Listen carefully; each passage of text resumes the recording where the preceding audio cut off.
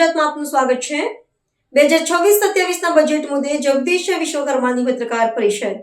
શિવાજી જન્મ જયંતિના ઉલ્લેખ સાથે જગદીશ વિશ્વકર્માને 2026-27ના બજેટ મુદ્દે પત્રકાર પરિષદ યોજી હતી। તેમણે જણાવ્યું કે ગયા વર્ષ કરતાં બજેટમાં 10%નો નોંધપાત્ર વધારો કરાયો છે અને સરકારનો સંપૂર્ણ ભાર જનકલ્યાણ કેન્દ્રિત નીતિઓ પર છે। આ ઉપરાંત રાષ્ટ્રીય સરેરાશ કરતાં 60% વધુ ઇન્કમનો દાવો પણ કરવામાં આવ્યો છે। આ બજેટ ખાસ કરીને ટેલેન્ટ, ટુરિઝમ અને ટેકનોલોજી પર કેન્દ્રિત છે, જેમાં 2200 કરોડ પ્રવાસીઓ ગુજરાતના મહેમાન બન્યા હોવાનો ઉલ્લેખ પણ કરાયો હતો। આ બજેટમાં અનેક મોટી જાહેરાતો કરાઈ છે, જેમાં 3.15 લાખ આવાસ, 75 લાખ લોકોને અનાજ આપવાનું લક્ષ્ય અને 50,000 ધન્વંતરી રથ સેવાનું વિસ્તરણ સામેલ છે। શિક્ષણ ક્ષેત્રે 16 નવી કોલેજો અને 216 નવી પીએમ શ્રી શાળાઓ ઊભી કરાશે। સાથે જ આંગણવાડી માટે 360 કરોડની જોગવાઈ અને આઈટીઆઈ મોડેલ પર રિસર્ચ પ્રવૃત્તિમાં વૃદ્ધિ કરાશે। ટેકનોલોજી માટે એઆઈ સેન્ટર પાછળ 850 કરોડથી વધુ ફાળવાયા છે અને સુરત, વડોદરા ખાતે ઇકો સેન્ટર સ્થાપવાની યોજના છે। કૃષિ ક્ષેત્રે 11,000 કરોડના પેકેજથી 33 લાખ ખેડૂતો લાભાન્વિત થશે અને 18,000 કરોડથી વધુની ટેકાના ભાવે પાક ખરીદી થશે। આ ઉપરાંત ઓલિમ્પિક માટે પણ 12,000 કરોડથી વધુની જોગવાઈ કરવામાં આવી છે।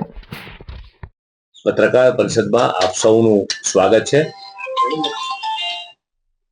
આજે સાહસ અને શૌર્યના પ્રતીક, હિન્દુ હૃદય સમ્રાટ અને મહાન યોદ્ધા છત્રપતિ શિવાજી મહારાજની જન્મજયંતિને પણ કોટી કોટી વંદન કરું છું। મિત્રો, વડાપ્રધાન શ્રી નરેન્દ્ર મોદી સાહેબના નેતૃત્વમાં 3 કર્તવ્ય આધારિત રિફોર્મ એક્સપ્રેસ બજેટ તાજેતરમાં જ રજૂ થયું છે। દેશના યશસ્વી પ્રધાનમંત્રી માનનીય મોદી સાહેબ જ્યારે ગુજરાતના મુખ્યમંત્રી હતા ત્યારે તેમણે ભારતના વિકાસ માટે ગુજરાતના વિકાસ મંત્રનો એક પાયો નાખ્યો હતો અને ગુજરાતના મુખ્યમંત્રી શ્રી ભૂપેન્દ્રભાઈ પટેલના માર્ગદર્શનમાં નાણામંત્રી શ્રી કનુભાઈ દેસાઈએ રજૂ કરેલા 2026-27ના વિક્રમી બજેટ 4,08,053 કરોડનું વિક્રમી અંદાજપત્રને ગુજરાતની 6.5 કરોડ જનતા વતી, ભારતીય જનતા પાર્ટીના કાર્યકર્તા વતી આજે આવકારીએ છીએ। ત્યારે ગયા વર્ષ કરતા 10.2%ની સાઈઝનો વધારો થયો છે। મિત્રો, આ બજેટ કોઈ પણ નવા કરવેરાનું ભારણ નાખ્યા વગર એ રાજ્યની અવિરત વિકાસ યાત્રાને જન કલ્યાણના અડગ વિશ્વાસથી આગળ ધપાવનારું આ બજેટ છે। પ્રગતિ અને ઉન્નતિના નીત નવા આયામો સર કરતા ગુજરાતના સૌ નાગરિકોના જીવનને સુગમ્ય, સમૃદ્ધ અને સંતોષપ્રદ બનાવવાનો સફળ પ્રયાસ મિત્રો આ બજેટમાં થયો છે।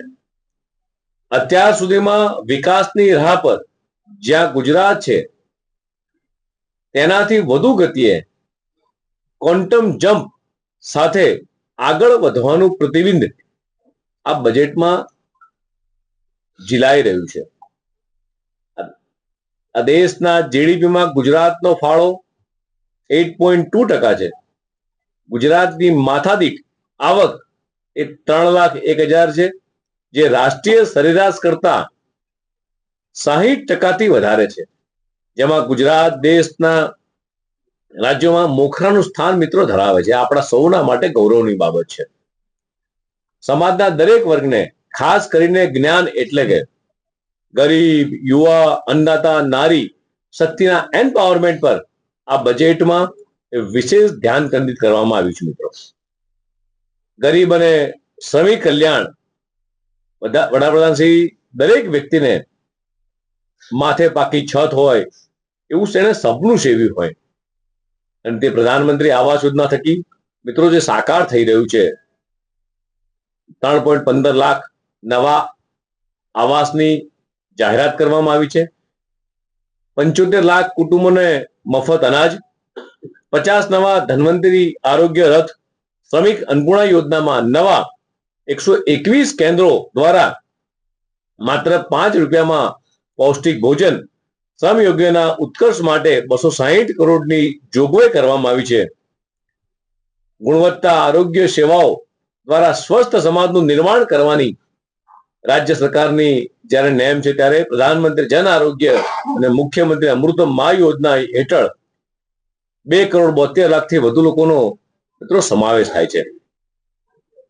યુવા શક્તિની વાત કરીએ, ગુજરાતની વસ્તીમાં 36% કરતા વધુ યુવા છે, ત્યારે શિક્ષિત, સજ્જ, ઉત્કૃષ્ટ ભવિષ્ય માટે આ તૈયાર યુવા શક્તિના નિર્માણમાં આ બજેટમાં નવો ગુજરાત કૌશલ્ય અને રોજગાર મિશન માટે 226 કરોડ રૂપિયાનું પ્રાવધાન કરવામાં આવ્યું છે. રાજ્યમાં સંશોધન, ઉદ્યોગ સાહસિકતાને પ્રોત્સાહન આપવા માટે આઈટીઆઈના મોડેલ પર એલડી એન્જિનિયરિંગ કોલેજ અમદાવાદ ખાતે રિસર્ચ પાર્કની થવાની છે. આના કારણે યુવાઓમાં રિસર્ચની જિજ્ઞાસા વધશે, યુવાનો નવું રિસર્ચ કરશે અને રાજ્ય અને દેશને ટેકનોલોજી આપવાનું છે. સ્ટાર્ટઅપ માટે આઈહબ અમદાવાદ ખાતે ઊભી થયેલ ઇકોસિસ્ટમને આ વિસ્તારતા સુરત, વડોદરા, મહેસાણા અને રાજકોટ ખાતે આઈહબના રિજનલ સેન્ટર સ્થાપવાના છે. આના કારણે સમગ્ર ગુજરાતમાં એ યુવાનોને એ સ્ટાર્ટઅપ માટે ખૂબ મોટી તકો ઊભી થવાની છે. तो व्हाट्सएप, ट्विटर, फेसबुक, इंस्टा जहाँ भी आपका अकाउंट है, इसे शेयर बटन के द्वारा वहाँ पर शेयर करें